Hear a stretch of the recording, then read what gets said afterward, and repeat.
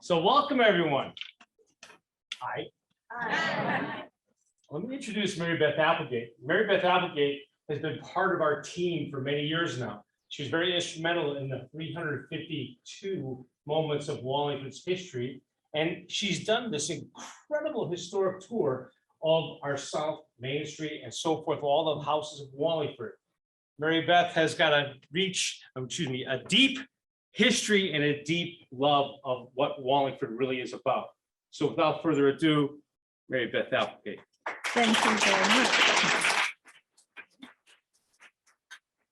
Okay, we're breaking this into two parts. There'll be the South Main Street will come first. And this is the map that shows where we'd be beginning. This point right down here is where the wishing well is at the corner of Simpson Court. And we're going down one side of South Main and we'll be coming back the other side. And actually, one of the people in our audience and her husband took this on her computer and she walked South Main with the computer in hand, following Kathy, yeah. She just, she walked down and back and used this as her guide to look at it as she was going. So that's a cool thing that can be done with that.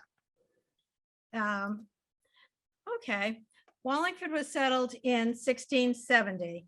And at that, I love this picture. It shows what it looked like. The roads were just dirt paths. Land was cleared and 6-acre lots were charted and assigned to various settlers who needed approval by the Congregational Church. It was a very church-oriented society, and most of these settlers came from New Haven Colony. Once they had a spot in Wallingford, they could be removed from Wallingford if they did not attend church services, did not report for military practices, or disobeyed other laws and regulations. And to be honest, John Brockett should know that for sure, because looking at the records when he was in New Haven Colony, he got fined a couple of times for being late to military practice. So he had a close relationship with that rule. This is the original plan for Wallingford.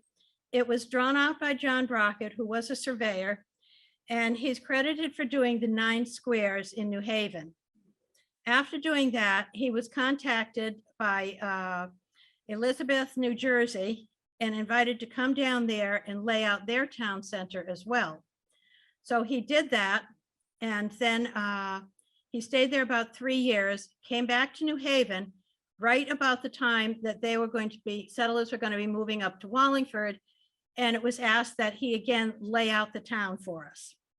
So this is, let's see, if you're coming up here, this is what now is Route 5, but this is the beginning of South Main Street, and it runs right up here as it does now and goes through the center of town.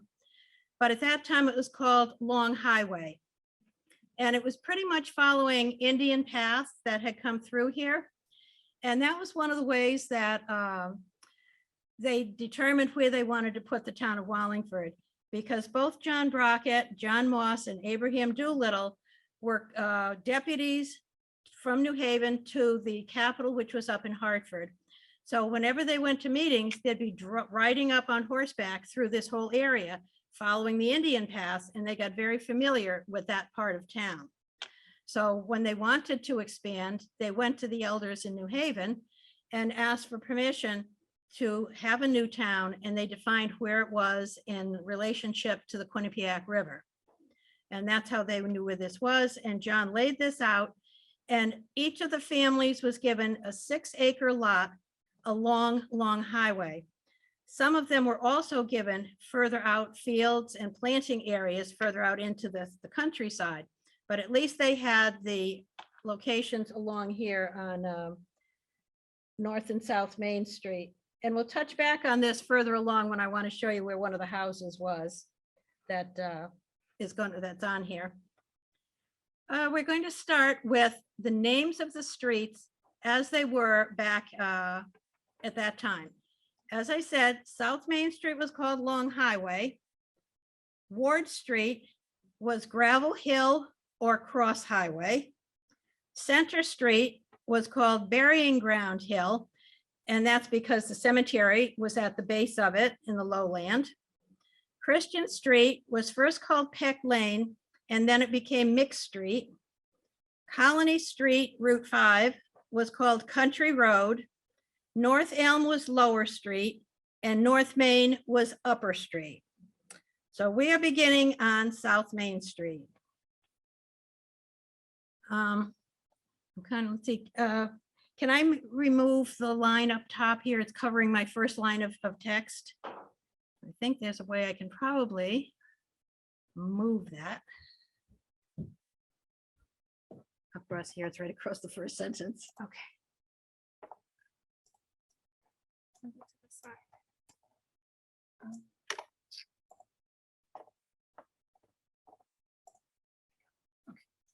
In the panel. Very good. Thank you. Okay.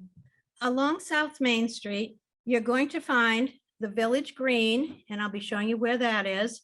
Also, there was a tavern, general store, and a variety of craftsmen. So you had houses, but as a home craft, you had gentlemen working, such as a blacksmith and a leather tanner. And some of the products, your tanner was doing things like making saddles, women's purses, wallets, hats, leather jackets. All of these things were being produced right along South Main Street. You had the blacksmith shop, and this particular business was right along there. And there were different mercantile shops. And right in the front of that, you have Luby Brothers Grocery Wagon, where it could either pick up or deliver groceries to homes or items to and from the different stores that were along South Main Street. The very first building on South Main Street now is the First Congregational Church.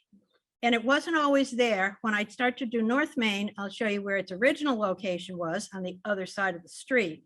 It was over by Simpson Court. But this is where it's located here. It's a built in, this building was in 1868, Gothic revival. It was designed by an architect out of New Haven for total cost of $40,000. So you can see what you could get for your money back then. There was quite a difference there. Okay, it was the third church to be built on this site. So we had the one on the other side, and then you had smaller ones that were each increased in size. And the first one was built in 1718, and it was modeled after Boston's Old South Church. A lot of times they were looking to Boston as the initial place, and the styles that they wanted to have, they would try to replicate what was there. And the second church was a more modest federal structure, and that was dedicated in 1824.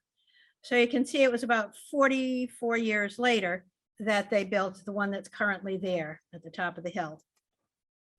Next to that is the Congregational Parsonage, and that's the white building here. That was built in 1884. And for over 72 years, this served as the home to the church's pastor and his family. Although you will see as we go along, there were other buildings that were built for the pastor. So he did not have to live right next to the church. They built homes for them. This building now is being used for offices and meeting rooms. And then the very first parsonage was built in 1673, and it was moved to 238 South Main, which we will see as we're coming back on the other side of the street. Here is your parade ground along the center. Unfortunately, it would be much nicer if I had this picture when the grass was green, because then it looks like that nice green parade area that you'd like to have there. And this was started in 1869, and it extended from the south end of the Congregational Church, that's the end facing towards New Haven, and it went to the end of Simpson Court, which is up by the start of the Library Bistro restaurant. It's both a park and a symbol of community, an area for celebrating Wallingford, for summer concerts, for viewing stands for parades, such as we had last Saturday. How many of you went to the parade? Whoa, that's almost a full house here. That was an amazing parade, though. It had so many things from out of state as well as many from parts of Connecticut. This is the parade ground sign, which is up there. And if you were on the walk this morning after the Descendants breakfast, they went right down and they went by each of these things and stopped at them. And this is just describing the parade ground.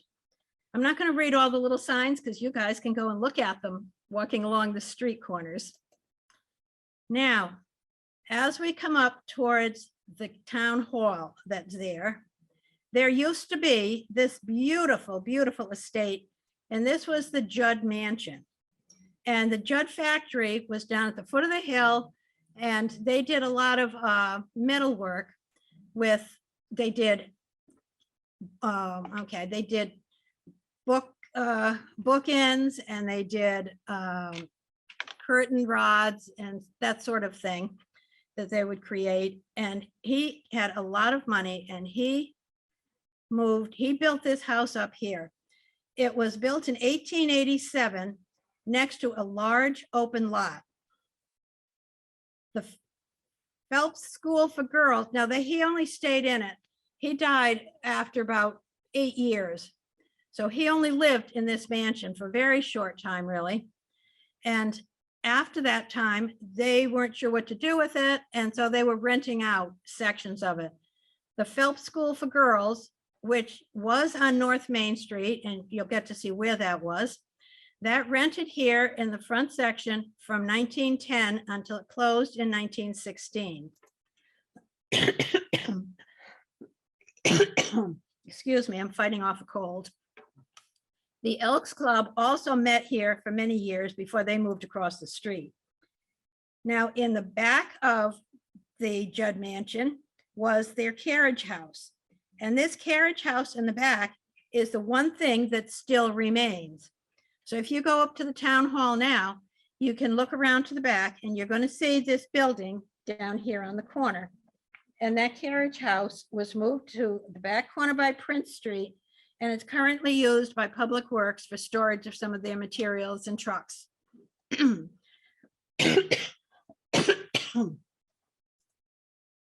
This is another view of the Judd Mansion, and you can see how close it is to this building here.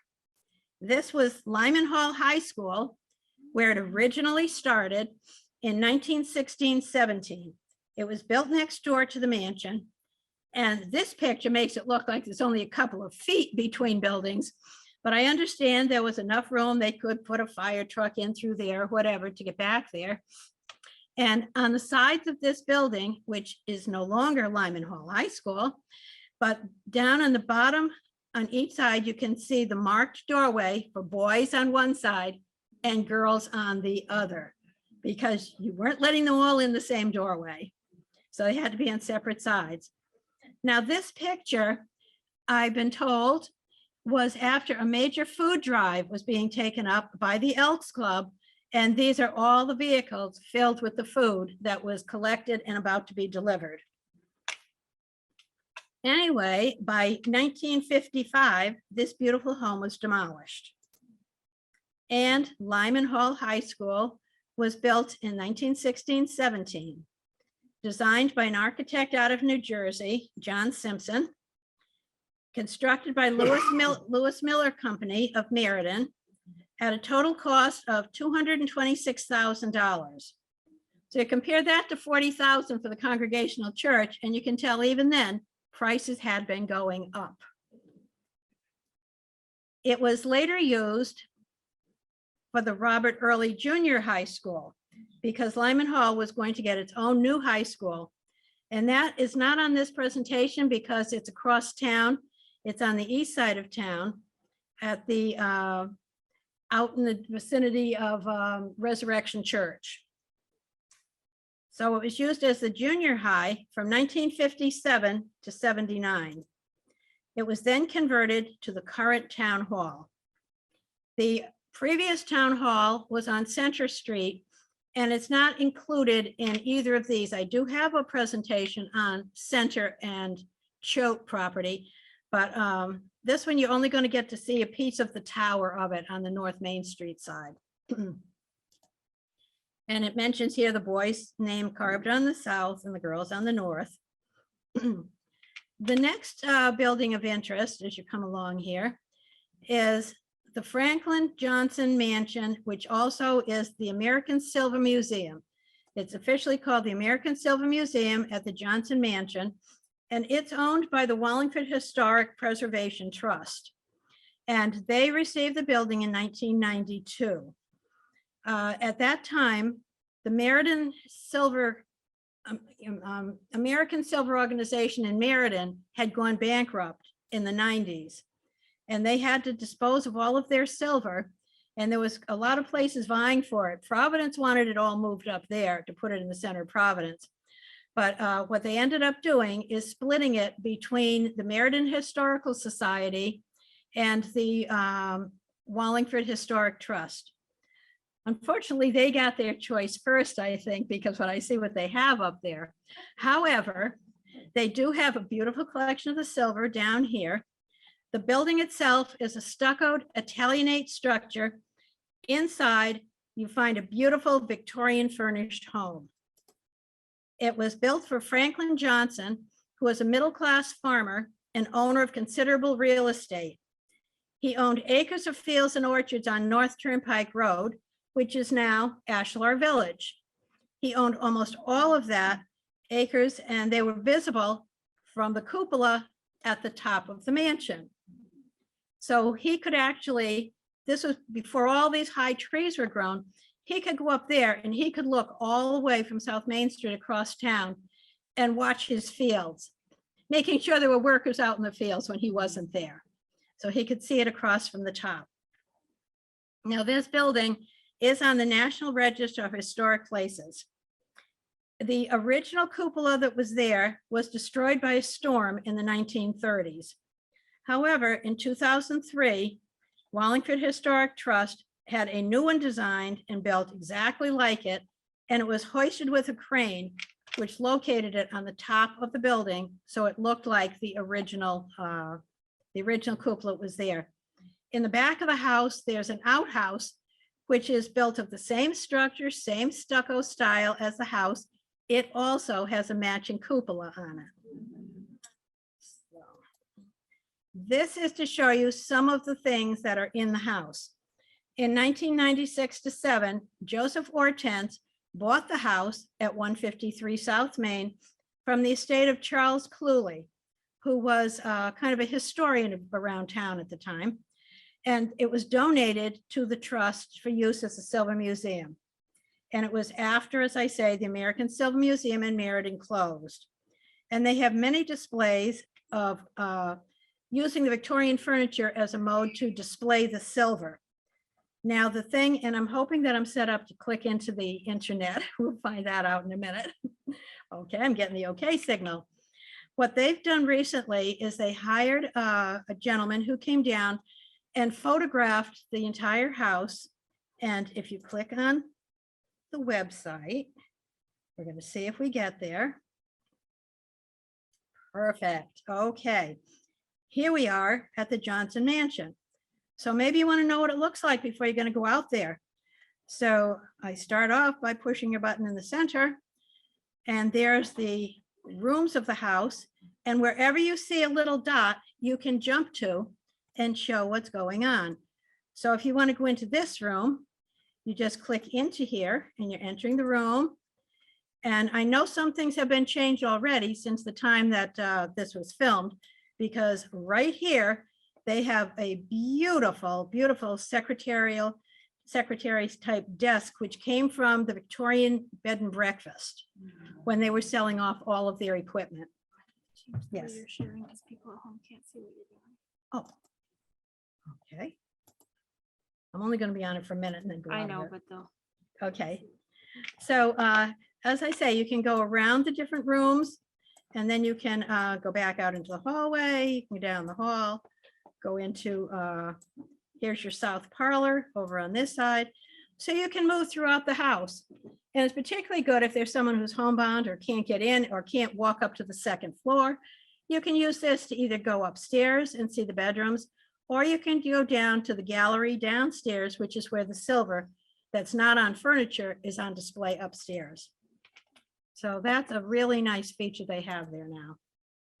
And all you have to do is go on to look up the American Silver Museum online. And once you get into it, it's just going to open to the page where you can just go right into your tour and go from there. Okay. Moving further down, we're at 185 South Main Street. And this was the first South Main Street school. It was built on this site in 1724, and it was later replaced by this two-story house in 1824. The first one, I believe, was a one-story. Now we have a two-story, but it was 1824. And subsequently, in 1920, it was torn down, and this prairie-style house was built by C.F. Wooding Company, which was one of the major building companies in town for many, many years. Most of you probably have heard of C.F. Wooding. It was located behind where the police station and the armory is now. And it was owned by the Backus family until 1953. It's been sold several times since then. The Backus family is famous for the fireworks. And they had Fireworks Island in the Quinnipiac River. And they had a lot of other factories around town. Several of them had major fires where the fireworks exploded, and they had lots of problems and lost a few people's lives along the way. And I believe toward the end of the summer, the Wallingford Trust is going to hold a special open house for the Backus family, because we had a picture donated to us, which was the original founder of that. And one of their family paid to have it restored. So I expect later this year, there'll be a special open house for the Backuses. Now at 243 South Main Street, this house, I have to keep moving this thing here. This house was the eclectic style of architecture, which means it kind of had a combination of different things. It was a mixture of styles. There was colonial revival, which is reflected in your fan style window up here in the eave section. It also had the Queen Anne turret over here, and the craftsman style, which shows here where they had the stone with pillars on the ends of the porch. Yeah, here's the close-up showing the Queen Anne style. And during the Victorian times, that was a fairly popular style. A lot of people wanted that.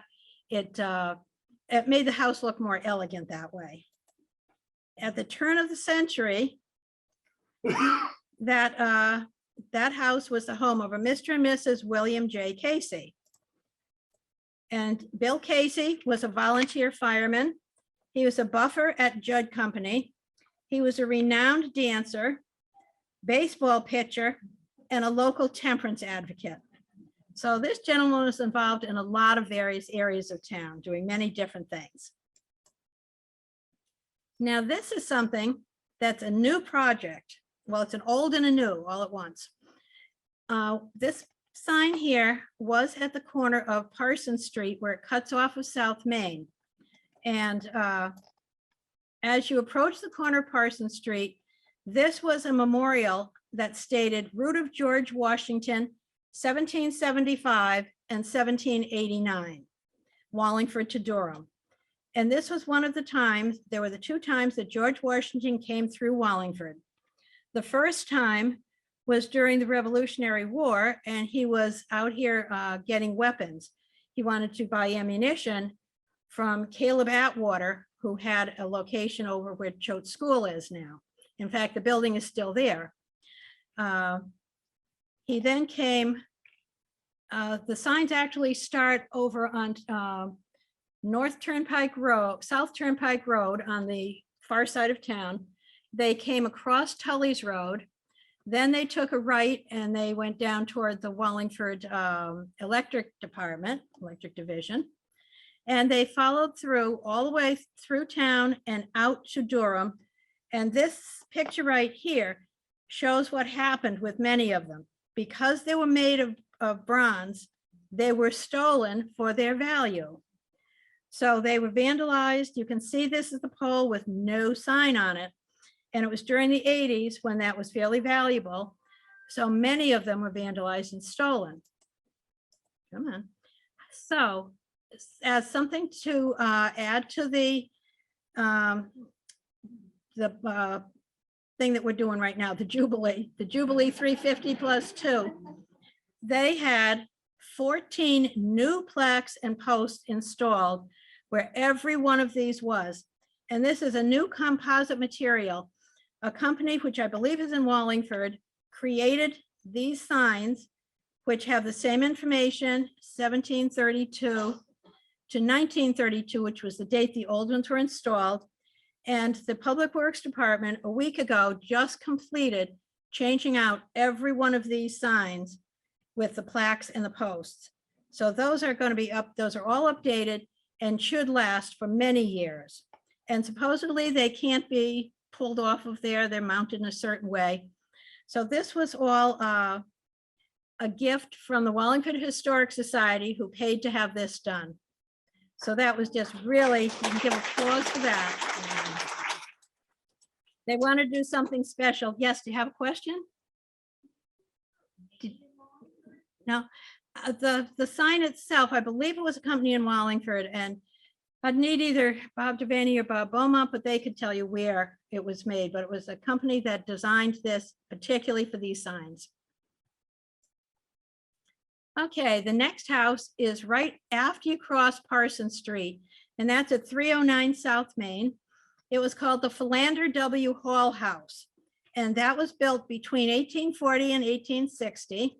It was an Italianate style, and it was originally owned by Philander Hall, who was a farmer and had many descendants around town. So for some of these events where you were signing in under an ancestor's name, there's a lot of Hall members of families that I've seen over the last few days.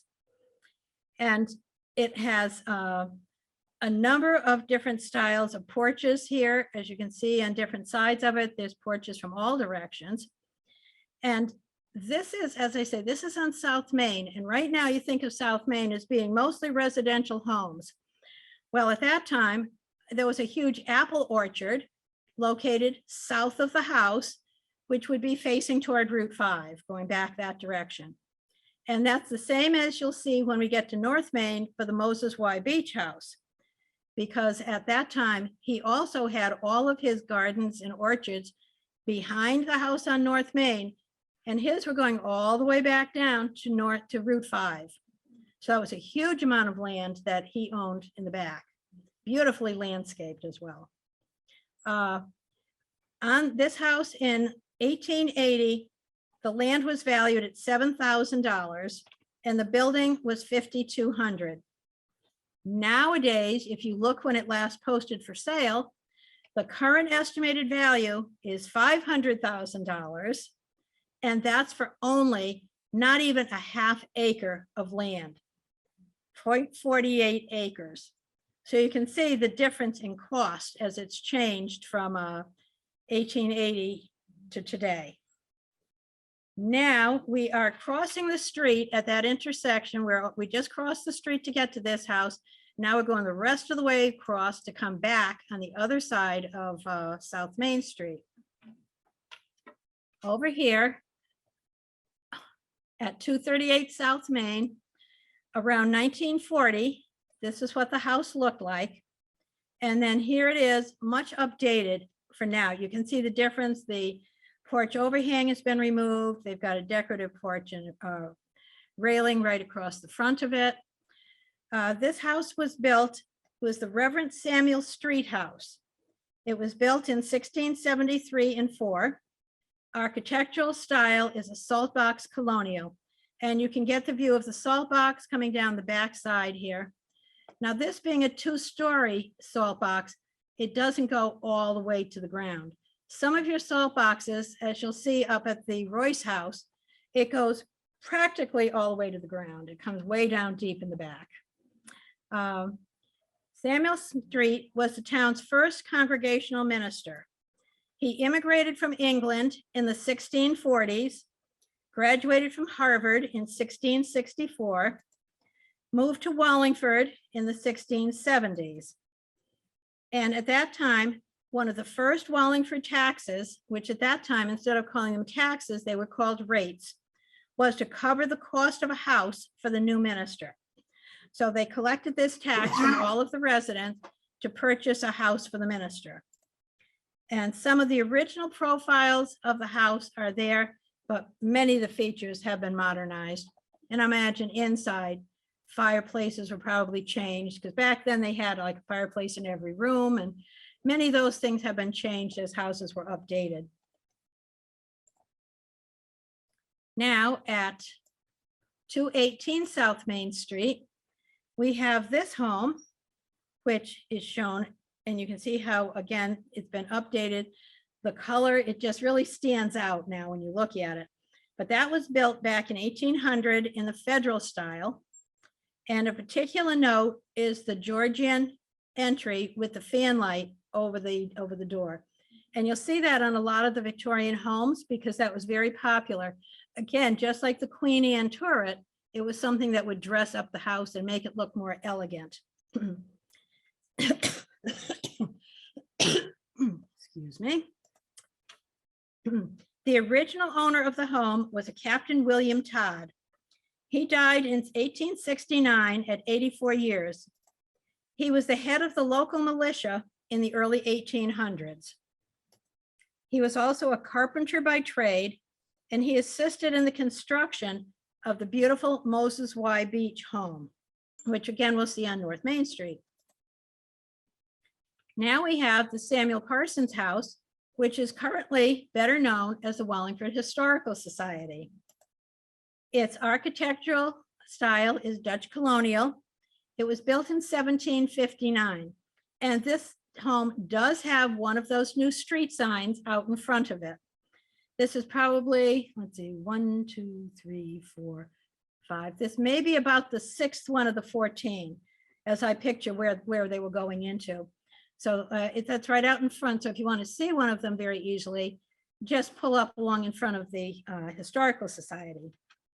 So, okay, with Dutch colonial, it was built by the Samuel Parsons family and was used as their residence. It was also used as a public tavern where stagecoaches stopped. So it's sort of like the home industries of today. You can live in your home and you can make money also. So I imagine they probably lived on the upper floor, and then the tavern was in the lower in the front. Captain Caleb Thompson bought the house in 1803, and he built wagons, carriages, and coffins in his shop on the property. And that would have been out in the back that he built those. His granddaughter was Fanny Ives Schember, and she inherited the house, and she leased it to the Historical Society starting back in 1919. Later on, she willed it to them. So it became their property, and of course is owned totally by them now. The society houses and exhibits all kinds of items relating to Wallingford history.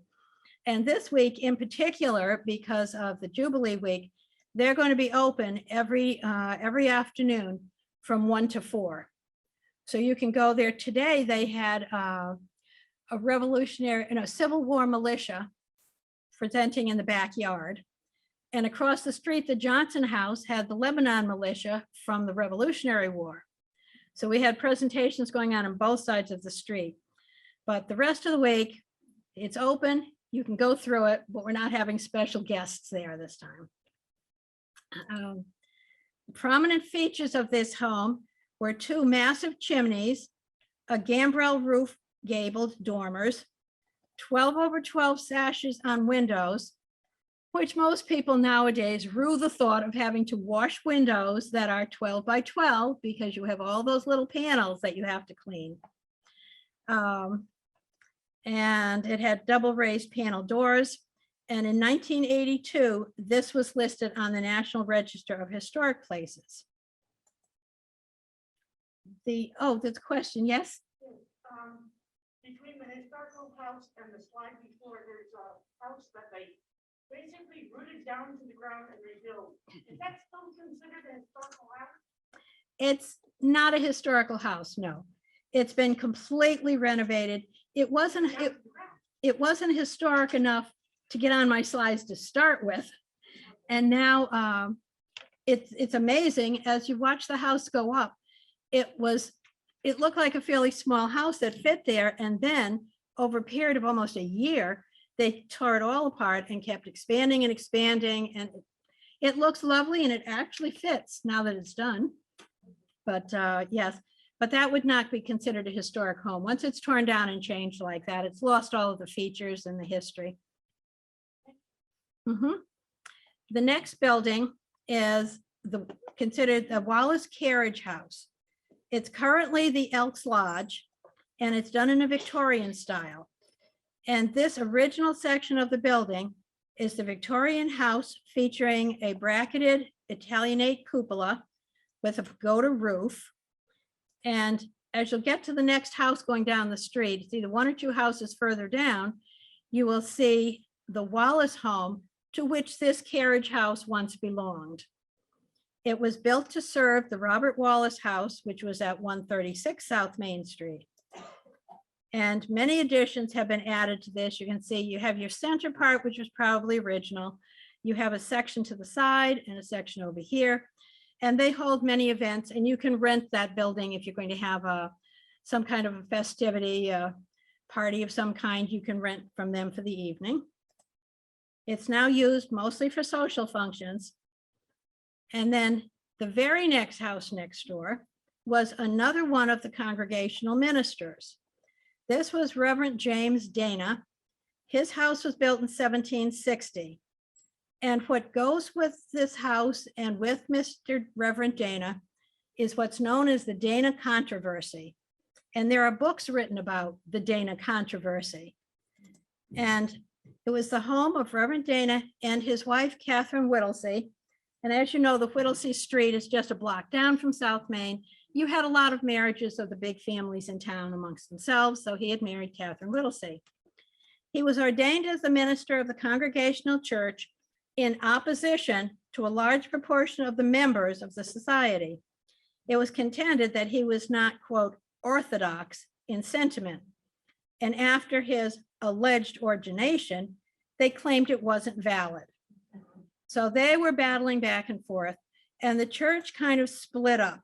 The controversy spread all over the colony, dividing brethren and dividing churches.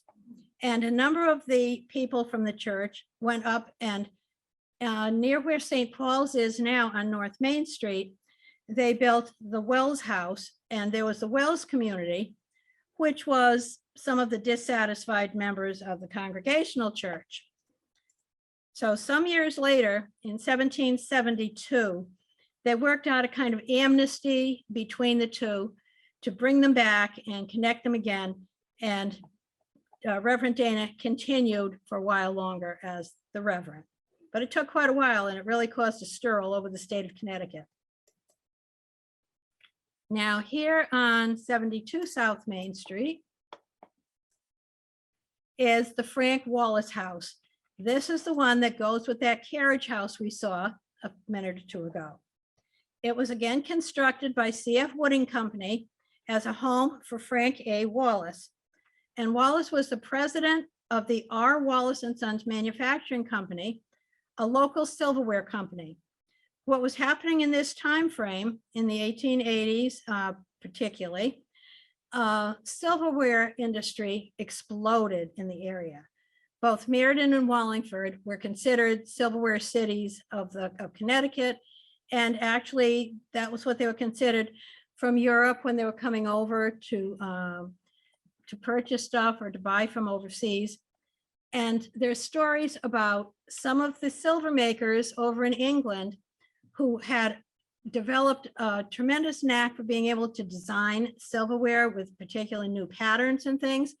They didn't want these men coming to the United States and developing the same thing over here. So they forbid the silver makers to get on the ships to go. So I read a story for a while ago about one gentleman who hid himself in a crate and shipped himself across so that he could get out of the reach of the English police or whatever they were called back then. And many of them ended up coming over here, and that's how the silverware companies developed in this area. Now, the silver did not come from here. The silver came from out west or from South America. There were a couple of, up at the Silver Museum downstairs, there's a display that shows different rocks and where they came from, which part of the country they were, or if they came from South America. And they made a lot of money with the silver company. And Wallace was one that remained an independent silver company for a long time. There were many other silver companies, but eventually international, being international, came around and started purchasing and absorbing many of the other silver companies. During the 1930s, after Mrs. Wallace had left here, Wallace's home was purchased by Holy Trinity Church as a convent for the Sisters of Mercy who ran the parochial school. So they did not have the brick building that's down next to the school now, but they were up in the building upstairs here. Now this building did not have that front porch that's on it right now, but it did have the Queen Anne style with the smaller cupola here. And it was sold by the church in the late 1950s. So if anyone here went to Holy Trinity School in the 40s, 50s, this is where the nuns were located, up the hill. Now, as we move further down towards the corner of Center Street, we're saying the left picture shows the houses that were along here, and they ran from the corner of Center Street coming up South Main past the post office.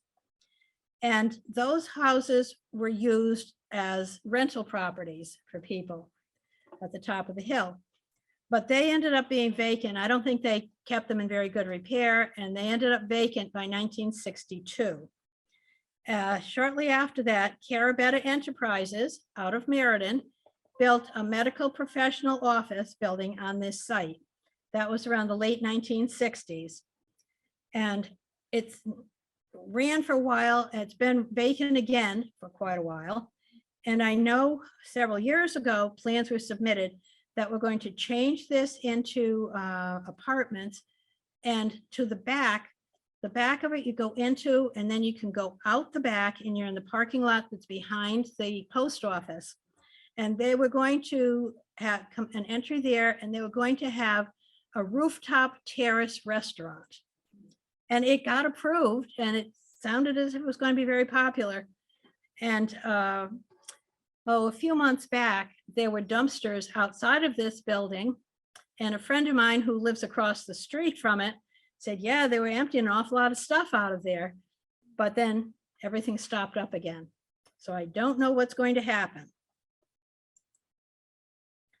Here we are on the second house in from the corner, which would be on part of the post office property right now. It was a large house with a huge front porch, and it was called the Frere Hale House. Many celebrations and parties took place here. It ended up being owned as the residence of Dr. Brosnan. Now, I don't know, is Chris Brosnan here? I know he came to my last program. And they had big windows along here, and they were one of the first places in town to have a television. So they had their television short distance inside those windows, and people used to come up and sit on their front porch to watch the television because it was the new thing in town. Did they mind? No, they had the TV set up so they could do that. When that building came down was when they were building the new post office. Now, actually, this is a quick jump to North Main Street side of the street, because the actual first regular post office in Wallingford was located just beyond this building here, sort of where Gaetano's is now. It was in the Carrington store, and James Carrington was the very first postmaster of Wallingford, and he operated over there. But then we jump back over to South Main. And this is the second post office building that was built on the site of Isidore Sidnitsky's father's meat market. And that's right at the corner of Main and Center Streets. And this is a gorgeous architectural building. And everyone rudely thought that that building was coming down. And this rather functional post office replaced it. However, one that was built, the new one, quote unquote, was 1966. And there was a reason for that. Not that they just wanted to get rid of this beautiful building, but it was limited in space. And they wanted to combine federal offices within the post office operations. So during construction, postal workers operated in the basement of the First Methodist Church. Incoming and outgoing mail was processed at a building leased from the Wallace silversmiths. And in the basement, which most people are not aware of, however, someone who worked in the post office was, in the basement of this building, it was a large, huge open basement that was intended to be a bomb shelter. This was back in that time frame when everybody, ducking under their desks and they're doing all of their, consideration of Soviet bombing or whatever. And so in that basement, it was set and they kept supplies of food down there. And this was intended for officials of the town of Wallingford. The important people they wanted to save were going to go down in that basement. It was never used for that purpose. And now I think maybe there's a little bit of storage down there, but it's really not used. But they do still have federal offices in there. I think you can go there for your passport pictures and that sort of thing that you want to do there. Now, this ends the South Main part of this. Let's see what time. Okay, are there any questions? We'll start with that. Yes. The legal post office, the regular post office now, did they, eminent domain, the house that was there, that beautiful house that had the first TV, did they? I don't think back then they had the eminent domain laws, and as far as I know, they did not eminent domain it. I assume they purchased it from Dr. Brosnan or whoever the owner of that was at the time. And since the other apartment houses near it were kind of going down in maintenance and things, I think he probably was just as ready to move somewhere else, or he may have been getting older with his practice. He was a dentist, I believe. I mean, it was beautiful home. Oh, it looks gorgeous. So many of them are beautiful, but you look at the cost of renovating them when you walk inside of them and, you look at stairways and other things, and it gets very, very costly. South Main Street was a half mile each direction. North Main, going from the center of town, the same spot we started before, going up to Dutton Park, is a full mile in each direction. So we're going twice as long. So it's one reason I want to keep on schedule. So we've got more houses to go to here. We start right in the center of town, and this shows what it was like back in the earlier days. You still have the beautiful houses, but you have the dirt road. And if you look carefully, you can see the trolley tracks that go right down along here. And they would go all the way from Dutton Park. They would come right down North Main, South Main, and follow it down to Route 5 and then go on to New Haven. So there were a couple of different tracks. The Wallace Company and other silver companies used a special trolley that would go up and down from the center of town so that the workers could get home for lunch and then they could get back on time. So they had trolleys that went up there and they went to the other side of the railroad tracks, and then you could connect from there and go to Meriden or other locations. So we had a speaker come from the Trolley Museum in East Haven, I believe, and he was saying how trolleys became such an important mode of transportation for people for work and things, that there was a law that they could not close a trolley line unless they had a bus service to replace it, because they didn't want to take that mode of transportation away. So they'd have to look and try to find a bus service that would follow the same route and give people the opportunity to get to and from. This picture down below, they tried a variety of different things. They had beautiful things up on Simpson Court. And where the wishing well is now, this also looks pretty much like a wishing well, but it's all made out of stone. And then you had a gazebo down at the far end. This would be more toward Gaetano's perhaps down there. And the wishing well that is there now was totally recreated, and it was in the parade the other day. And that was something that you had several people who were very involved, who were involved in putting it in there for the Wishing Well Society that tries to fill out the wishes of children and families in need, particularly with medical problems. And they made a complete replica of it and put it on a flatbed to show during the parade. This is where I was saying the Congregational Church was part of the first meeting house in Wallingford, and that was on the Simpson Court North Main Street side of town.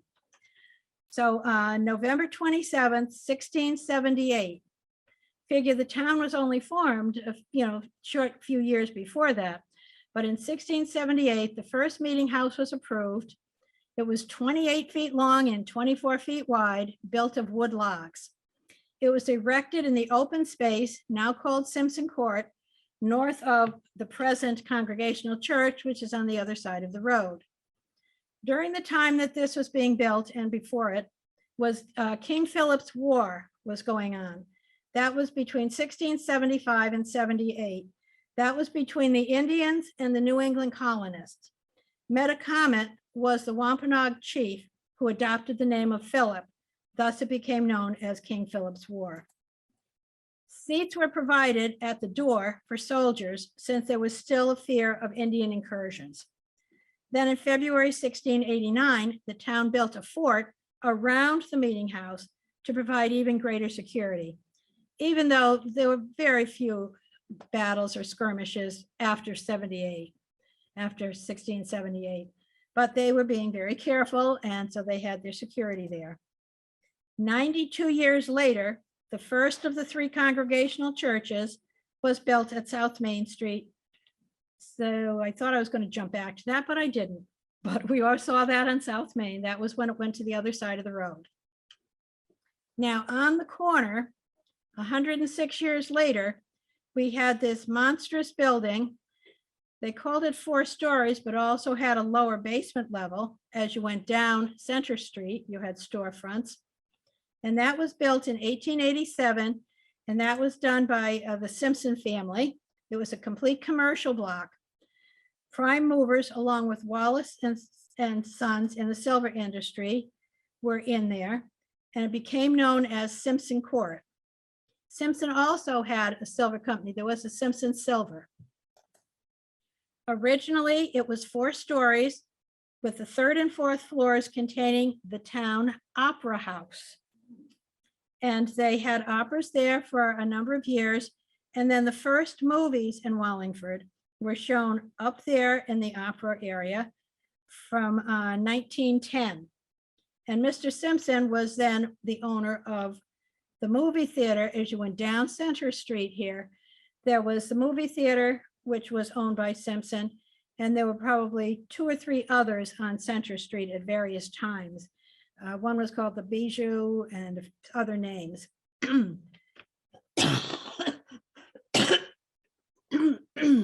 Excuse me. The first post office, as I mentioned, was up there originally.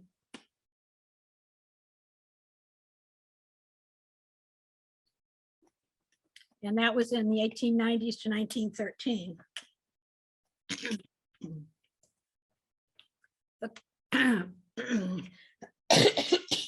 The corner building where the bank is now, it was Dime Bank for many years, then it went to something else and then to TD Bank.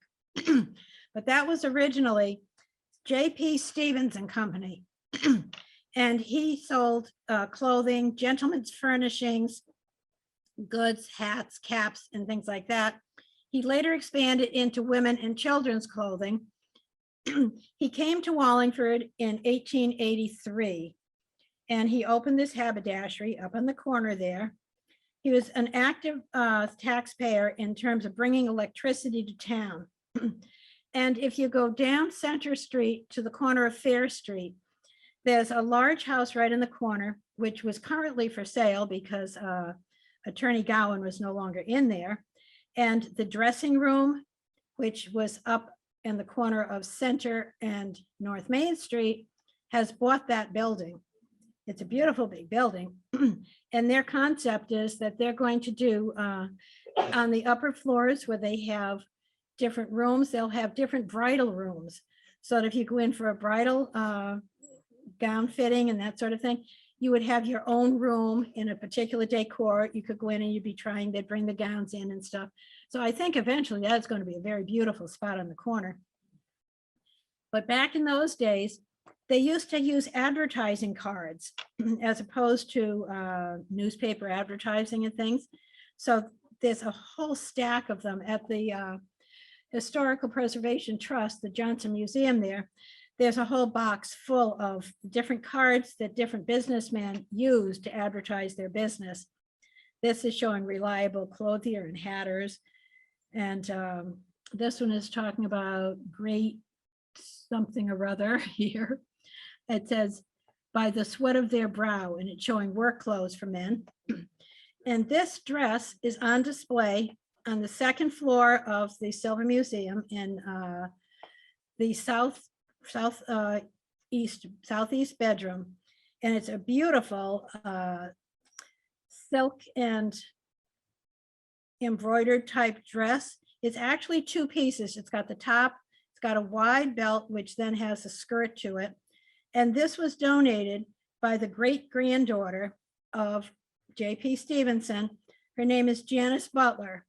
And I know she had been working with, at the time she donated it, at a real estate company, Harriman's, I believe, on Center Street.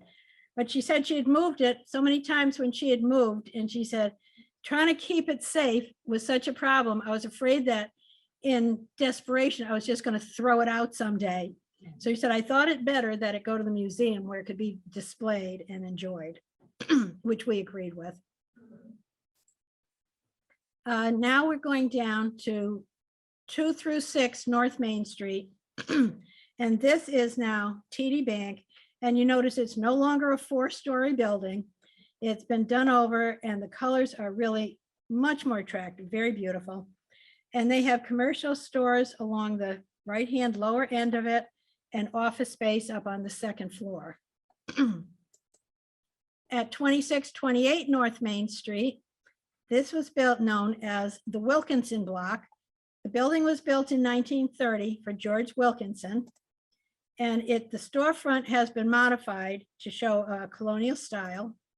And it originally housed the First National Bank.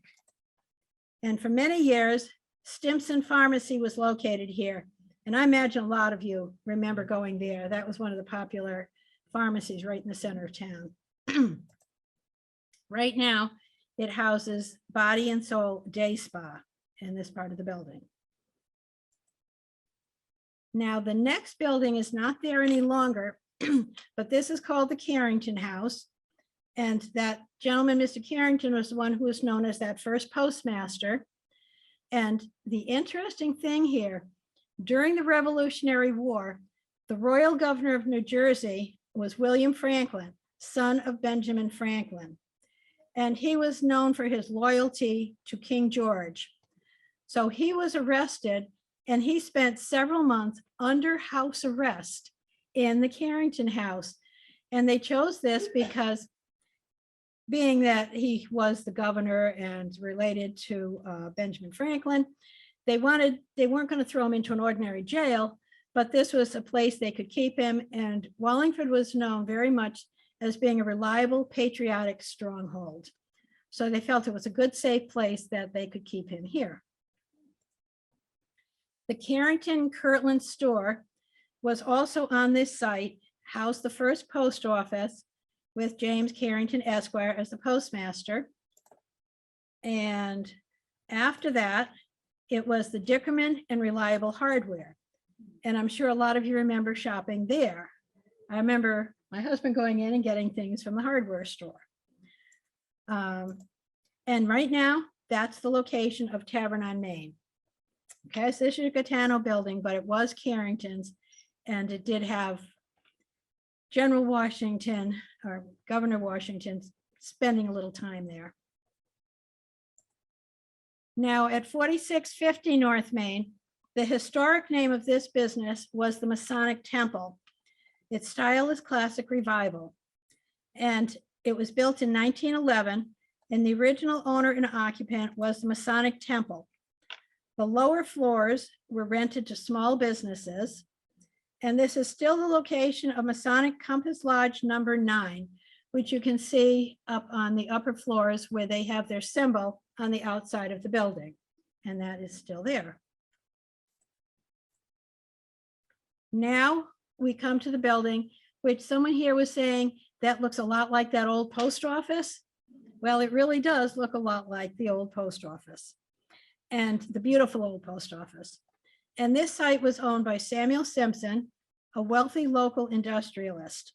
And in 1894, when his daughter, Martha Etta Simpson, predeceased him, he bequeathed the land in her memory for a library with $25,000 for a building and a $20,000 endowment fund. So that's when this building was originally built. And down on the basement side, you can enter directly from the parking lot and back. It's street level in the back. And that was where the children's room was for the library. I remember going in there when my son was little, down to that lower level. Now, his great-granddaughter was Margaret Tibbetts. She was the great-granddaughter of Samuel Simpson, and she laid a cornerstone for that building on September 21st, 1899. Later, an addition was added to the rear, and then the entrance was remodeled again in 1966. The library outgrew the building by 1982, and in 2011, it was beautifully restored as the Library Wine and Bistro Restaurant, which is what it is now. And that's the name you see on the front of it. And they've done a beautiful job. You still got the gorgeous stairway that you come in through the front and go up the stairs, beautiful, and the rooms are very older Victorian looking rooms. Now we come to the house, which has gone through a number of owners, a number of things. The original owner, and it was a small cottage at the time, was John Moss Jr., the son of one of our founders, who lived to 103 years old. And his son, John Jr., lived in this house. He was a coffin builder and son of the original settler, John Moss. And he resided in the small house here. And the old homestead was occupied by Moss descendants for 8 generations. And we're having a little problem with the picture going on and off here. It's tight.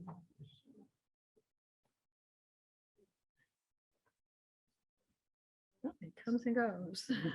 Well, I'll keep my arm. Nope, it's still going. I thought maybe my arm was bumping the cord, but it's not.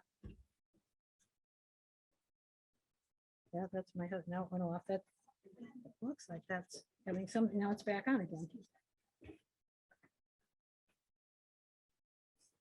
Pardon me. Sorry about that, folks.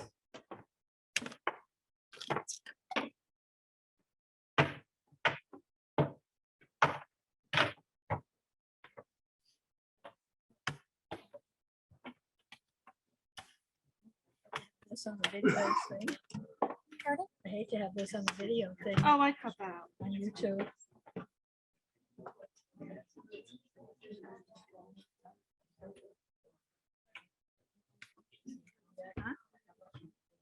Here we go.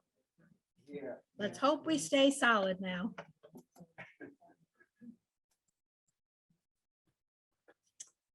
In 1850, this house was replaced by the Moses Yale Beach House. And Moses Yale was from Wallingford at one point. He originally was Massachusetts, but then he went down to New York and he bought the New York Sun.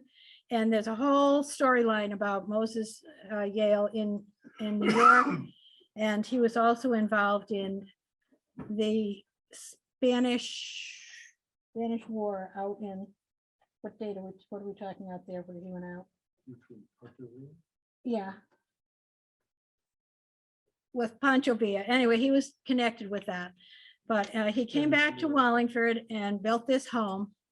And this house, according to the Library of Congress, it was the most luxurious house of its time in Wallingford, and probably one of the largest townhouses designed by the famous architect Henry Austin at a cost of $62,000. And the original property extended from North Main Street to Colony Street. And the beach house was converted around 1902 from a residence to the Marlborough House, which was an inn. And then it was changed over, and it became St. George's Inn. And this was like a bed and breakfast. You had a beautiful inn here, and that lasted for a number of years. And then that became a bank. And the only thing that has remained from that is across the front, you've got the wrought iron railing that came across the front of here. And that was, it went through several different banks, but Wells Fargo was one of the last ones to be in here. And when that building was in the process of being sold, I had heard that there was a beautiful painting of the Moses Y. Beach house there. So I went to the bank and I talked to the officials. They had an art department that comes out and looks at what's in the buildings they're selling. And they agreed to give the painting to the Silver Museum. So that painting is now in the north parlor above the fireplace. So I felt very happy that we were able to keep that. I didn't know what was going to happen to it, what was going to happen to the building. So we did get that saved. Recently, the bank, which was the building, which was a bank, is being renovated. They changed the color of it. And it's being renovated to include businesses and also apartments. And I believe it is Joe Govea of the winery that has bought that house and is developing the property. This was the backyard of St. George's Inn, or the Moses Y. House. As you can see, it extends and goes way back down towards Route 5. And it was completely landscaped and beautiful. Imagine if you were going to stay there in the inn. It was a beautiful spot if you wanted to hold a wedding or something outside. You had all the features you wanted. Now this map, this is a hand-drawn map. I don't know who did it, but I'd seen it a couple of places and I found it very interesting because this shows along here would be Route 5. That's Colony Street, Route 5. And you're looking up the hill to the back of the houses on North Main, because there were no other houses between there and all the way down to Route 5. So as you look up the hill here, you see the Baptist church that was built in 1821, destroyed by fire in 1869. Then here was the Moses Y. Beach Mansion, built in 1845, demolished as a complete home in 1962. Then you have St. Paul's Church, built in 1846, destroyed by fire in 1867, and then it was rebuilt. Now here it's interesting, you have a home which was rented by a gentleman named Jared Potter. And he was a doctor who was drawn to town. He was from East Haven area, and then he was in New Haven, and he was approached by Wallingford to come to Wallingford. And this was where he was renting. And those of you who read the Wallingford magazine, there was a story in there, and I'm not sure if it's a Wallingford magazine or which one we have over, but you can get the Wallingford magazine online. And one of our local town people, Bobby Borney, has been writing articles, mostly historic articles about people in town. And by coincidence, I looked at this, and this month she did part 1 of a whole story of the life of Jared Potter. So if you have that at home, if everyone in Wallingford gets that magazine automatically every month or every quarter when they do it. So that would have the story of Jared Potter. Or you can go online and just bring up Wallingford Magazine and you can find it. Very interesting story. Now you have Center Street comes down here. Congregational Church is over on the right-hand side. And in this picture, it looks very much like the one that the young man sitting out there in the blue shirt. The picture that you showed me upstairs, that includes that church, and it looks like that in the picture he was showing me upstairs. The streets down here are named Orchard Street and Meadow Street. And that's because those are the orchards and the meadows of the houses that were up on North Main Street. So the names were very symbolic of what had been there. Okay, we got the First Baptist Church as we're heading north. And that was on the corner of the southeast corner of Church Street. It was built in 1786. Well, the church was organized at that time, but the parishioners worshiped at a dwelling house in Narrated, which at that time was part of Wallingford. The Wallingford boundaries included Meriden, Cheshire, and Prospect. So we had a huge amount of land at one time, all making up Wallingford. And then over the years, different ones broke away and got their own charter and became their own towns. And then in 1821, a wooden meeting house was built in Wallingford, and that burnt down, as it showed in that last picture of the little buildings up there, in 1869. It was then currently reconstructed in 1870 at a cost of $36,000 as a brick church.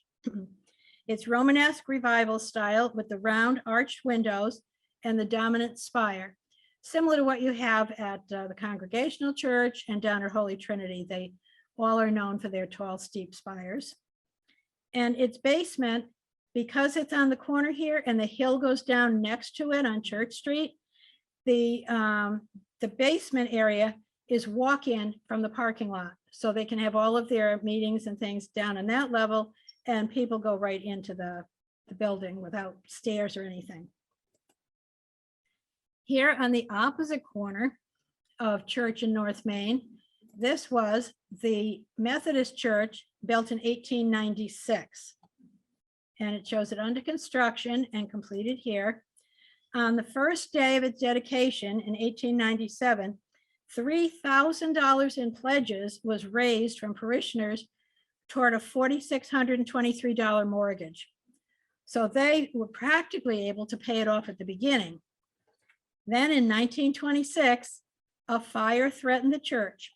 It was held to a small area of the stairway and basement, and that's because it was early morning and there was a gentleman coming down that road on his way to work early. He saw the fire and got it called in right away.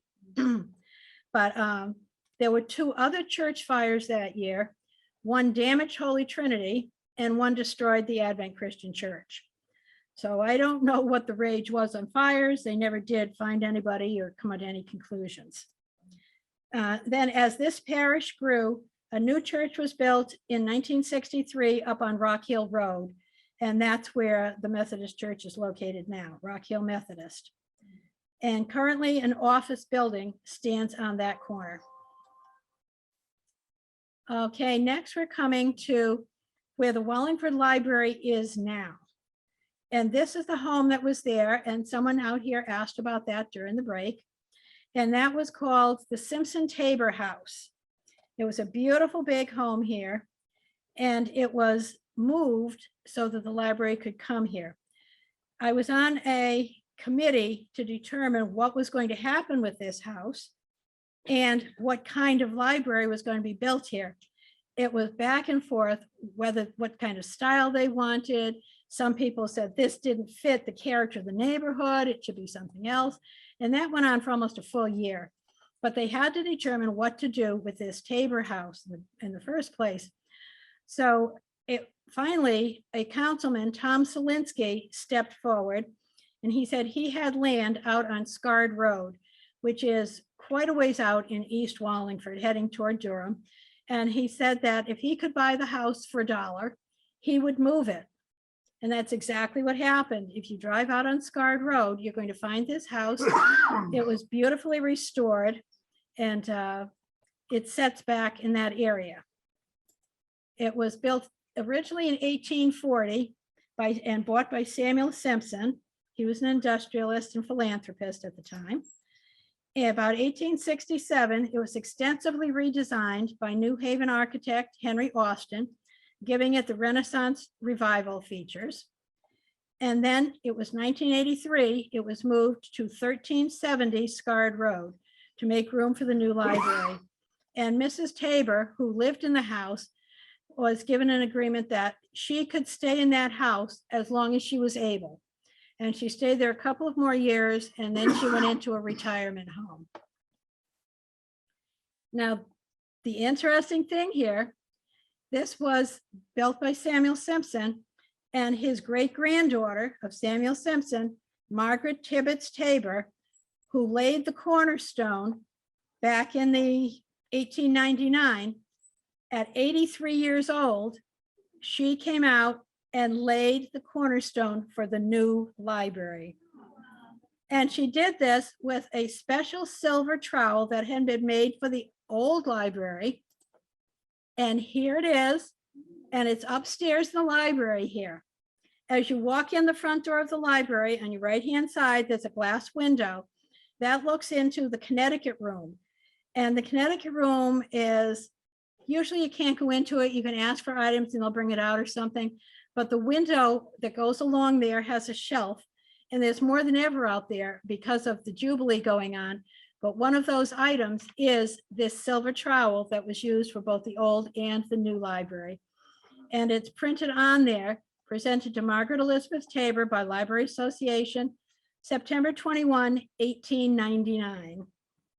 So it was used in both cases by the same lady. Once she was a little girl and once she was a much older woman. But that's upstairs. Now, the next house we come to is 288 North Main Street. It's a colonial home from 1790s. It's undergone numerous modifications, believed to have been originally the home of the Merriam family, who were early residents of town. And this property was once considered as a location for the library, but it didn't have enough room in the back to get a second exit out of there. They wanted two entrance and exits from the parking lot. So therefore they did not take that property.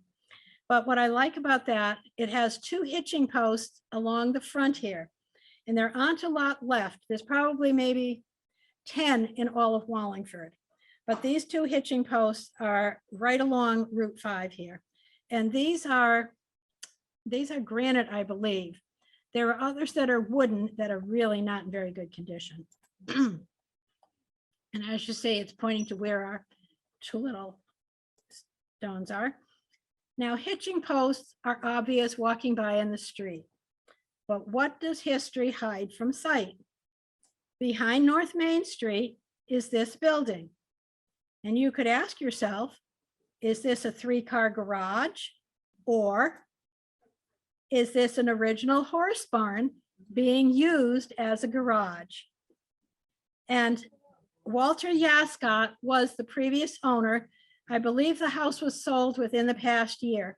But when I was doing my walking tour, getting all this information, I stopped by his house, and I was kind of fascinated because this last picture of it, it just didn't quite look like a three-car garage. So when I asked him about it, he was more than happy to take me out back and open it up. And you've got that perfect characteristic of the barn with Mr. Ed sticking his head through the window. That's all I can think of when I look at it. And they had horses there, and they did do the same thing. They would put their head right through the window. And this is Mr. Yascott, and he loved it here. So he was just thrilled to talk about his house. And most of the older owners really are very happy to talk about their home. Now, on North Main Street at 322, this was built in 1893. It's a very Victorian home. It's got the large turret in the front. People liked it because it was the tower. It had windows all around. Beautiful front porch. And it's Queen Anne style, the cone top tower. It was built for Lorenzo R. Cook, a local merchant. He operated a dry goods store at 6 North Main Street. He later engaged in boot and shoe and men's furnishing goods in the Judd Block on Center Street. And in the 1990s, this building was home to the offices of the Connecticut Agricultural Center, which is very convenient to have here because one of their services was if you were going to have a garden in your yard, they would give you a bag, you'd bring it home and you'd put scoops of dirt from the garden and bring it back to them. They would analyze it and they'd tell you exactly what kind of fertilizers and things you need to get it up to a good growing status. Unfortunately, they moved down to Hamden, and then you could mail things. You could mail things into them, but you couldn't get it down there and get it back nearly as fast. Now, at 340 North Main Street, this is where the current Moses Wise School is located. And this building here was the original North Main Street School around 1875. This is it after the tornado of 1878 hit. It totally blew off the top of the building. And Moses Yale Beach, former owner of the New York Sun, on his deathbed in 1868, he gave the town 3 acres to build a new school. And okay, the tornado tore off the top buildings. It was rebuilt as a 3-story school serving as Wallingford High School until 1916-17 when Lyman Hall was built on South Main Street. Excuse me. This cold came on, but we were on a vacation. We just finished a Mississippi riverboat cruise to New Orleans. And instead of continuing on to visit family in Texas, we had to turn around and drive all the way home over the next 25 hours. And the cough has not gone away. But this is the Moses Y. Beach School that was built here in 1951. So now we have more hitching posts as you go up North Main Street. This is at 425. And this one, this is a house that was sold recently. Rosemary Riscotti had lived in this house. And I think most people would remember her from being involved in the town hall. And she helped out with legal research and that sort of thing. And yeah, she was town clerk also. So the granite on this one is really deteriorating. Unfortunately, it was put in by town residents, so the town is not responsible for upgrading it. I tried to get them to come out and paint it just for the Jubilee, but didn't happen. Now at 478 North Main, this was the residence of John B. Mix. It was built in 1895. And Mr. Mix was a member of the state legislature for 2 terms. And he served 2 terms as first selectman. As such, his focus was on the upkeep of the public streets and highways, making vast improvements to the Wallingford roads. And after some of the rainstorms, we could use improvement. However, they are very good. When you compare Wallingford to some of the other towns and you look at the ruts in the roads, we really are in good shape. Now at 490 North Main Street, this is on the corner of North Street. This was once the location of the Putnam School. And it was established in 1922, providing schooling for sub-primary, which would be your kindergarten, primary and grammar schools for 4 to 12-year-olds. You want to move to the back? Physical ed was required. Even back then, we're talking the early 1900s, physical ed was required, and a playground was located immediately outside on the side in the backyard of that building. The founders of the school were Mrs. Lloyd G. Floyd Morgan and Miss Hazel Fowler. And you notice anytime in those earlier days, whether it's a listing in a newspaper or wherever, Mrs. somebody is always her husband's name. You don't find Mrs. Lorraine or whatever it's going to be. They always carried their husband's name. If it was a miss, they did actually give her a real name. Now at 538 North Main Street, this is the other building which is owned by the Preservation Trust. And this is the oldest town in the oldest home in Wallingford. It's placed on the National Register of Historic Places. It's called the Nehemiah Royce House. And Nehemiah and several of his brothers moved from New London. The family came from England, moved to New London, and they were there for a while.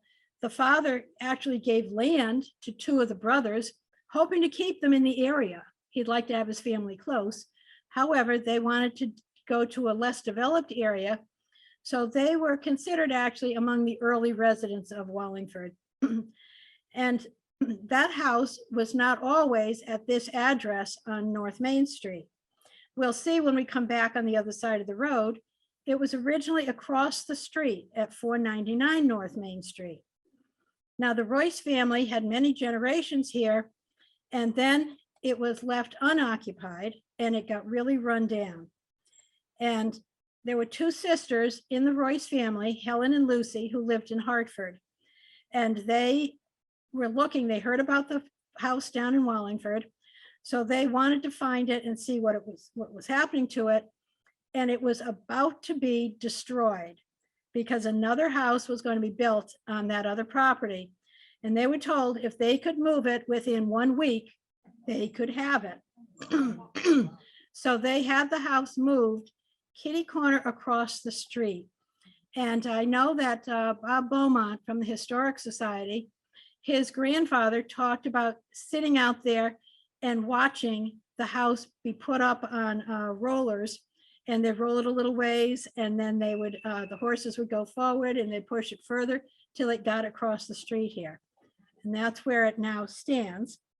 And day before yesterday, they had a big grand opening of the house, and it's both furnished as an early colonial sort of style, but also it's now the center for the Black Stories Matter, which is being researched by the several different organizations.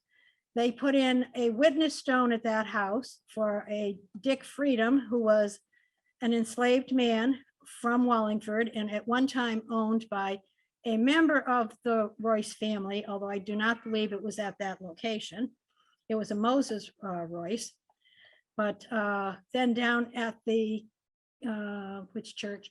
St. Paul's Episcopal Church on Sunday also put in 2 witness stones, and that was for 2 enslaved men who were owned by, I believe, well, I won't say who, someone within the Congregational Church. I'm not sure that it was the pastor, but it may have been, because most of the pastors did have some kind of either domestic person or something like that.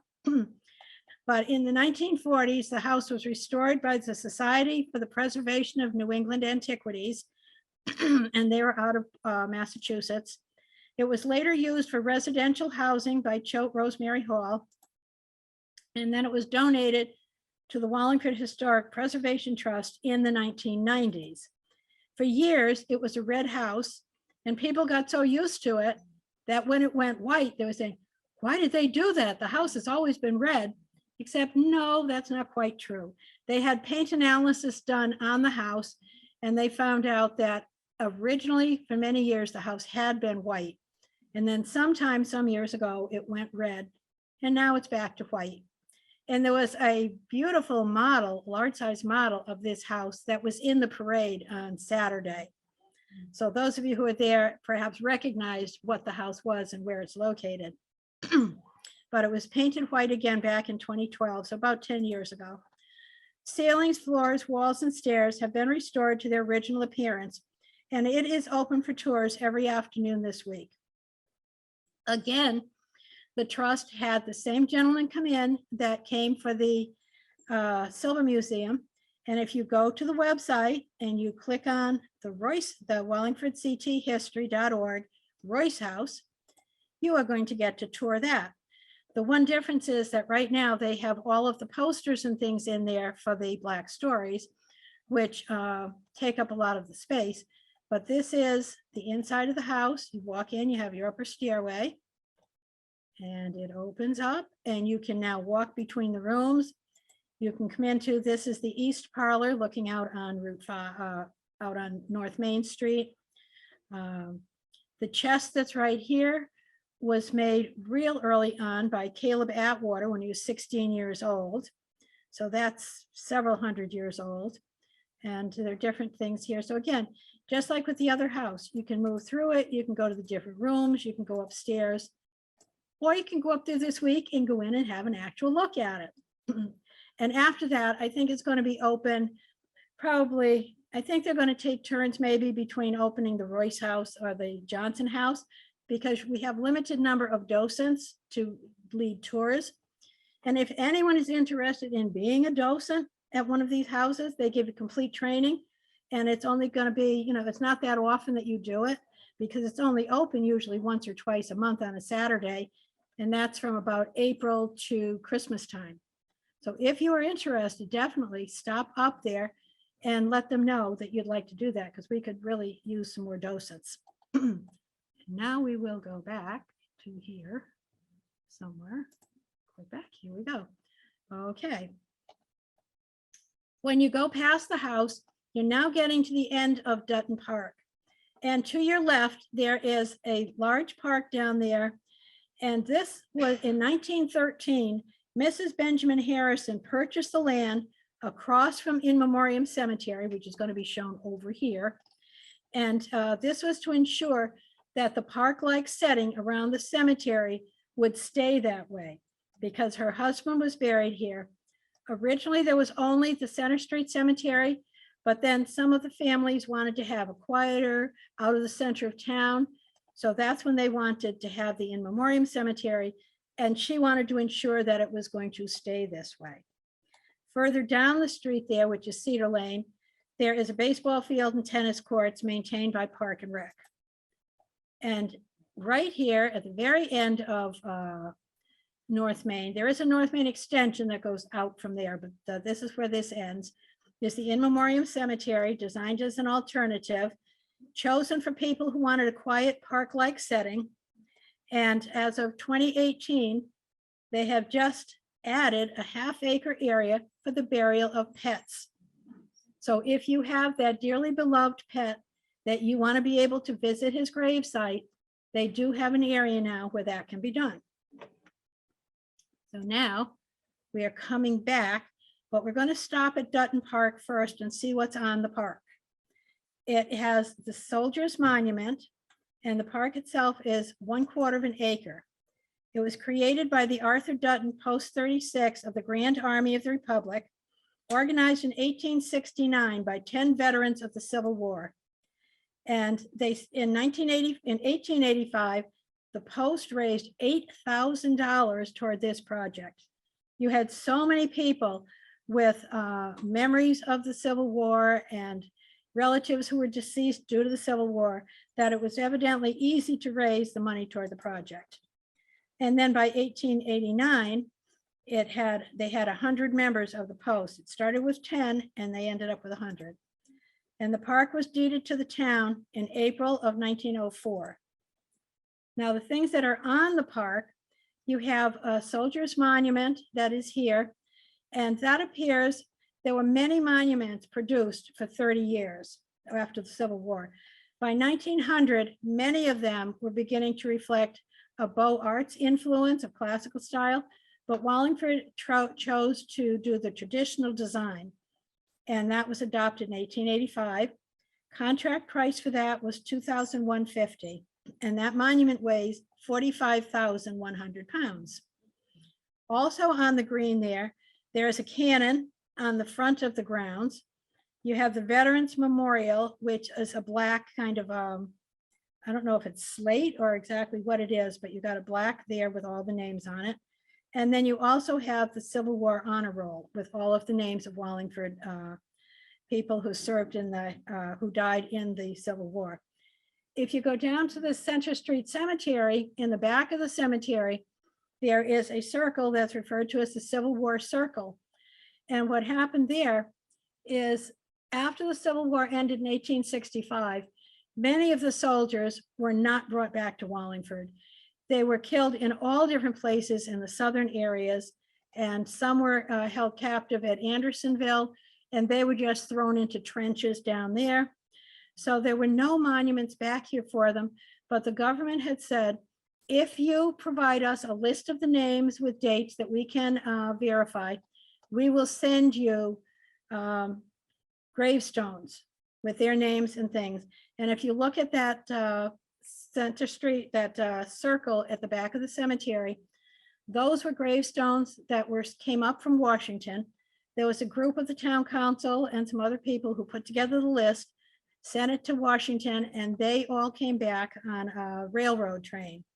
On a particular night, they all came back and there was a big parade as the stones were all brought and were then located in the circle. There are other people who died after the Civil War, but they were not killed in action. Most of the other cemetery stones for Civil War were ones who died later in their 70s or 80s and are just in that cemetery. Now here is where the original Nehemiah house was located before it got moved across the street. It was a lovely house here. It was 30 by 30, 2-story frame colonial salt box, and it was originally begun in 1672. This was right after the town was founded, and the people were given their 6-acre plots. And this was, let's see, Nehemiah and his wife Hannah were among the first settlers of Wallingford. His brothers located, they also had spots, but other parts of town. And then in 1775, when George Washington passed through on his way to Massachusetts to take command of the Continental Army, he stood under that tree and addressed the townsfolk. So the house became known as the Washington Elm House. And he was coming that way because he wanted to purchase gunpowder from Caleb Atwater, and he addressed the town folks from under that tree. Unfortunately, a freak windstorm in 1896 blew the house down. Oh, I don't have the picture. Okay, thinking back to the house that we looked at when it's on the other side of the street, we have what's called George Washington Elm Jr. And that was, well, all the elms were wiped out with the elm disease, and there are very few of them around now. But our master gardener, Dick Straub with the center, had found some small elms starting in the back of the current house. And he brought it home, and for about a year, he nurtured it and got it growing. And it is now planted in the front of the Nehemiah Royce house. And it's actually probably about that tall, Dick? 12 feet now. Oh my gosh, the thing is growing like crazy. But that we consider the George Washington Elm Jr. because they typically spread right within that local area. So it very well could be a next generation of the Washington elm that blew down. But this house is the one that it replaced the Royce house once it was moved off the property. It's a gorgeous brick house. It's period revival, and it's modeled after the huge stone and brick manor houses found in the English countryside during the medieval period. And that is right on the corner. And I'm not sure, I thought I saw a for sale sign on it. I'm not sure if it's still there or what, but it's a lovely home. It was built, I believe, by Dave Warren from the Fitzgerald Funeral Home, Wallingford Funeral Home. And it was for his sister, Carol McDonald, and her family who moved in there. Now, the next house we go to is 419, 421 North Main. The historic name was the Gerald's Barn. And this house was the barn for the Gerald's estate located next door. It was moved to this present site to give it its own lot, converted and enlarged sometime during the 1930s and 40s. And in no way does this look like a barn. They did a beautiful job with it.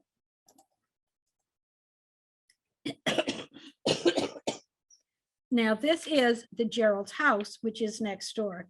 Again, definitely Victorian. You have your tower up top of your Queen Anne style in the front of the house. There's probably 5 houses on North Main Street and South that have that kind of a tower there. And this was built in 1880s. The Geralds lived here till 1928. And then for many years after, the Isidore Kaplan family owned this house and rented out apartments. I'm thinking this might be the Kaplan of Kaplan's Market that was downtown, but I've never verified that. So that's just a theory. Here again, this is where I'm showing this house to give you an idea where we are on the street. This house changed hands many times, but stayed within the same family. It's called the 1690 house or the Munson house. It's owned by Choate now. And it was an original 6-acre lot deeded to Daniel Hopper. And if you look at that original map of Wallingford with the streets, you can see right here is the parcel of land for Daniel Potter.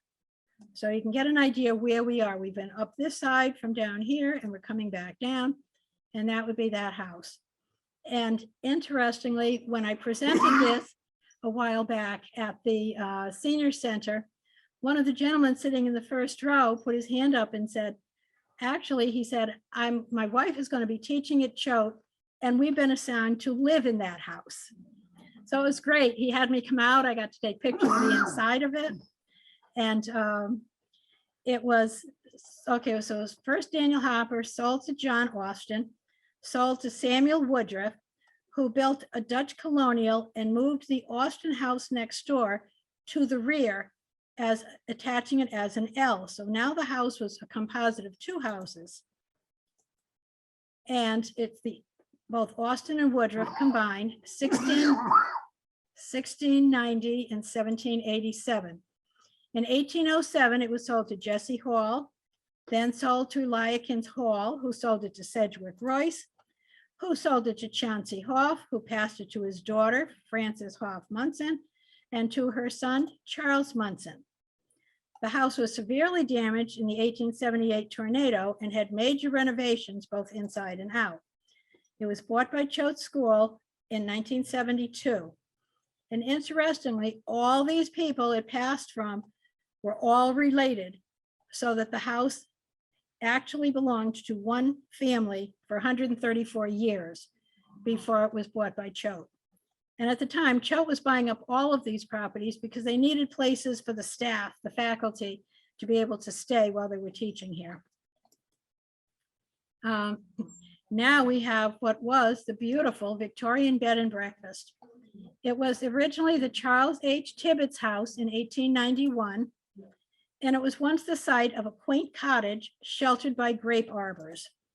The property was purchased in 1890 and raised to make way for the Grand Queen Anne Victorian. In 1891, this elegant home was a wedding gift to Georgiana Hull and Charles Tibbetts from her parents, Gordon Hull and Elizabeth Simpson. So it was quite a gift for a young bride to go on her honeymoon. And I believe she went over, they went to Europe. And by the time they came back, this home was waiting for them. Now, in the early 2000s, it opened as the bed and breakfast. From 2013 to 21, it was known as the Wallingford Victorian Inn. It was sold, and it was bought, from what I understand, by Choate School. So they, I believe, are going to be using it as a rooming house, again, for their faculty members specifically. Right now, they use the Sally Hart House, which is down on North Elm Street, but that has a limited number of rooms. So this will give them a much more expansive area that people who are coming for graduations or people who are coming to do presentations at the school have a spot to stay. Not bad. I've been through the house. They had an open house about 5 years ago. It is beautiful. All the rooms were set in Victorian style. It was absolutely expensive, but beautiful. And this particular picture was taken after it sold, and it was shown on Facebook. And I contacted the fellow, Gregor DeWittowicz, who took that picture, and asked if I could use that as the one here. I didn't want one from the Victorian Inn. So he said, absolutely, go ahead. So that's where we got this lovely picture. Now, the next house on 187 North Main was called the Merrick Cook House, and that was built Federal style. A north L was completed on the back around 1790, and the central part 1805. A large addition was later added on the south side. It's been said that when George Washington visited in 1789, this time he was coming through town as the new president, and he was taking a tour around through all of the state to just kind of introduce himself. When he came through Wallingford, he took a cutting from a white mulberry tree standing on this property. Now, a couple of different houses have claimed that they're the ones with the mulberry tree, but the story is the same. He took that because the mulberry tree attracted the silkworms, and some of the best silk came from the mulberry trees in Wallingford. So he had the clippings sent back to Washington. We never got a report. I don't know whether they grew there and whether or not they made any silk, but that's what he got. Now we're on the corner of North Main Street and Academy. And this was the former location of the Phelps School, which we saw when we were at the Judd Mansion, and we saw that from 1910 to 16, they had moved up and were renting up there. But they were in this house, which is still standing. And if you look really carefully, you can see on the back stairway, there are students standing there. But no matter how hard you try, you cannot blow it up enough to try to ever identify who those girls are. But this was a girls' school there. And it was opened in this building in 1900, remained till 1910, and then it moved to the no longer mansion at Judd. And Miss Frances B. Atwater was principal. And again, because she was Miss, she got to use her own name. Now we are down to the Armory. And in 1920, the state of Connecticut took out a bond to build the state armory, complete with turrets and battlements.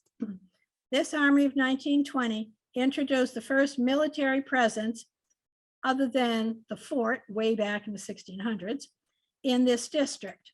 It was designed by Walter Crabtree, and it currently serves as the Wallingford Police Department headquarters. And there's storage, building, and parking provided on the Wooding property to the rear, which is now all owned by the town of Wallingford after Wooding had closed down. And I don't say it there, which it's supposed to say there. The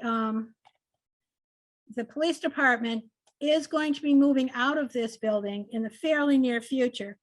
They've purchased property over on Barnes Road up in more North Wallingford, and they are reconstructing and adding to a building that's already there.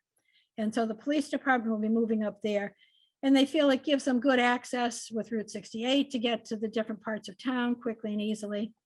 So then we're going to have on our hands, and there'll probably be a committee, what are we going to do with the armory now? So that's going to be a problem, but they really ran out of room. You go in there and they've got little offices divided. Their desks are back to back. There's just not space in this room. And the Sally port in the back just isn't working out. So they need to move.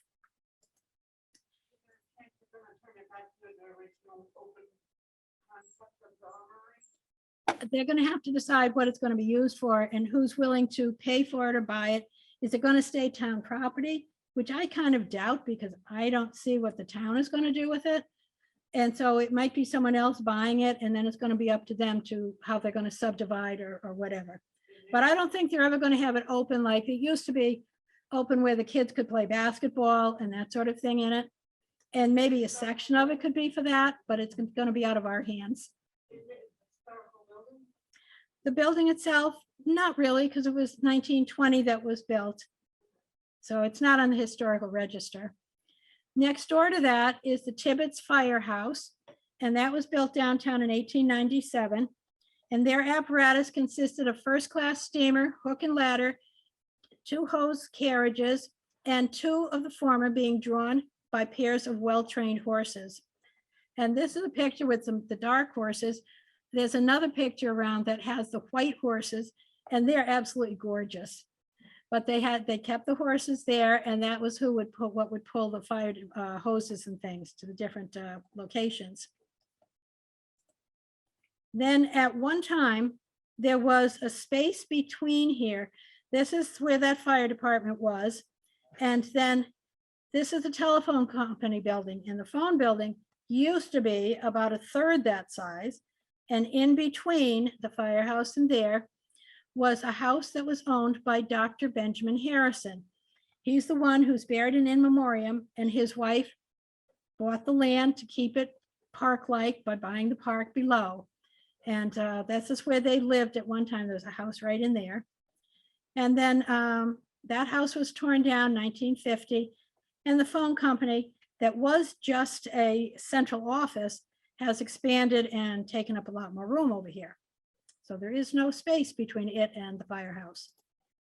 And now as we're coming down more into the town, this is the St. Paul's Parish, which was built right here. This was built on the land of the Wells Society, which is when Charles Dana, James Dana, whatever his first name was, when they had the split of the Congregational Church, a lot of the members started this Wells Society, which was here. But that was part of what went up in a fire, which is coming up here. The Wells House, built in 1762, was taken down, and the new St. Paul's Church was built in 1846.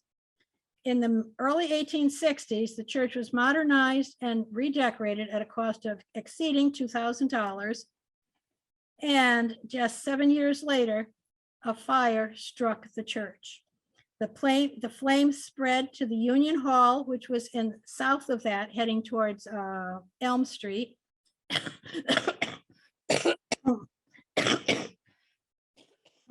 Excuse me again. That housed town offices. And then the Keeler Stove Store was to the north, and both those wooden structures were reduced to ashes.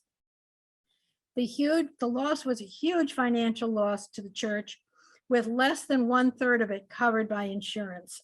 And the next morning, a Mr. Hinsdale Ives sought out wealthy parishioners to fund the building of a stone church.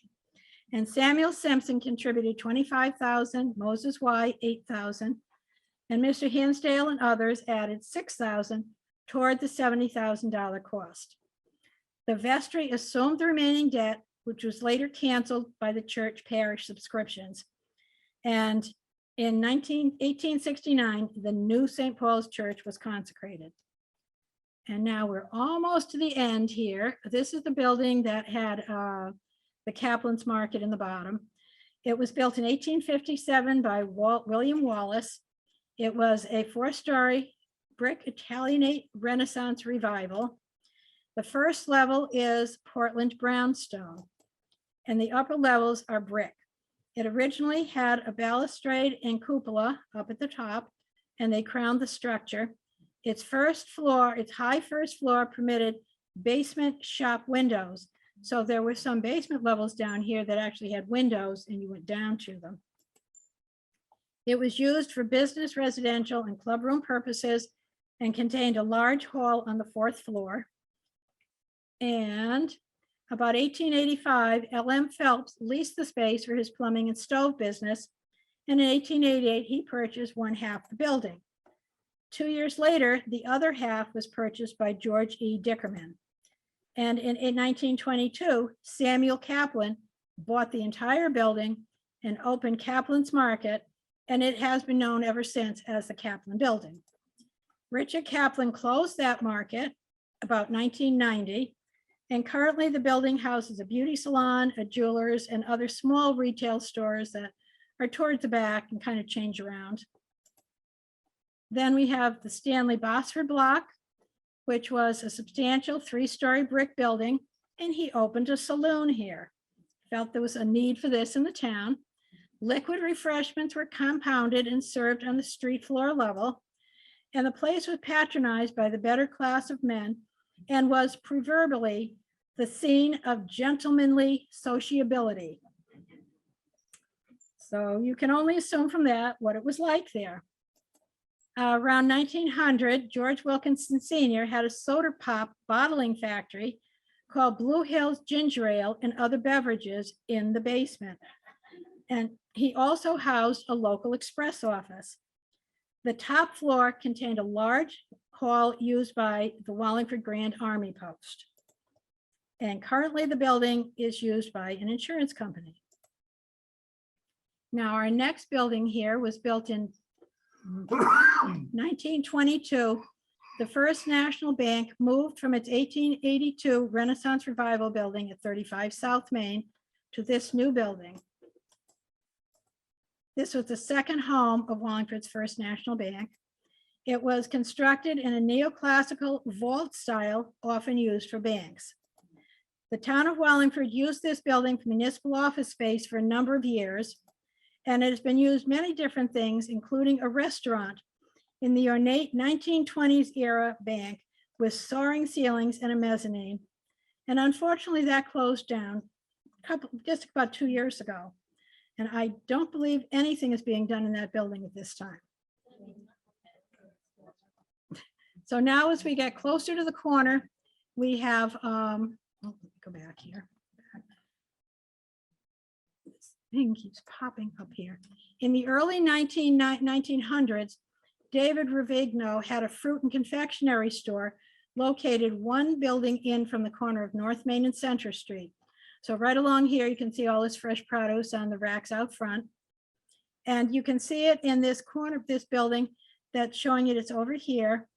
And at this point, they squared the building off on the site and they had an art studio right at the corner. In the background is the steeple of the previous town hall. And I mentioned that we would see just a little bit of the town hall because that's actually on Center Street. That's a different walking tour. So that is what the town hall did look like with this big steeple. And now this is how it is now. You've got your corner building became part of the Floyd Wallace block, and it housed the Moran Drug Store, which was here for a long time right on the corner. And now the building is L-shaped with a rounded corner appropriate for the location at the intersection. And it currently houses a women's clothing store on the first floor and offices on the second floor. And this women's clothing store is the one that bought the Attorney Gowan building on the corner of Fair and Center Street. That's going to have the bridal rooms and things upstairs. So they, I assume, will be moving from here down to there. And thank you very much for joining me to reminisce or see for the first time the historical homes of Wallingford. Thank you. Doesn't look like anyone fell asleep either, and it was a long time.